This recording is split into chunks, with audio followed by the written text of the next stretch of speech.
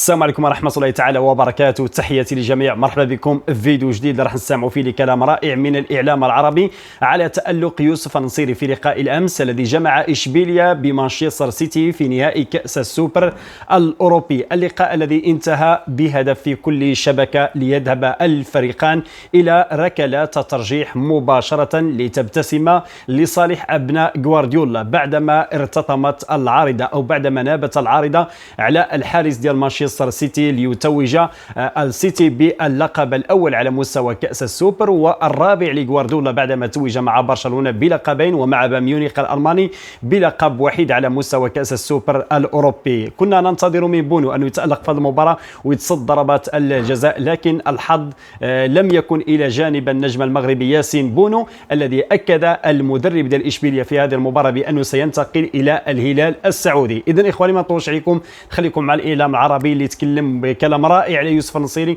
وتعودنا على الأهداف ديال يوسف النصيري، ارتقاء رائع وتسديدة بالرأس، يعني دائما أهداف رائعة يسجلها سواء مع المنتخب الوطني المغربي أو مع فريق إشبيليا. إذن إخواني ما نطولش عليكم، نخليكم تسمعوا الإعلام العربي اللي علق على ياسين بونو وكذلك على التألق والهدف الرائع ديال يوسف النصيري أمس في مرمى مانشستر سيتي في نهائي كأس السوبر الأوروبي. وانتم كتشاهدوا الفيديو ما تبخلوش علينا بآراء ديالكم وتعليقاتكم، لايك الفيديو واشتركوا في القناة باش يوصلكم دائما الجديد ديالنا أول بأول. تحياتي لكم وديما المغرب.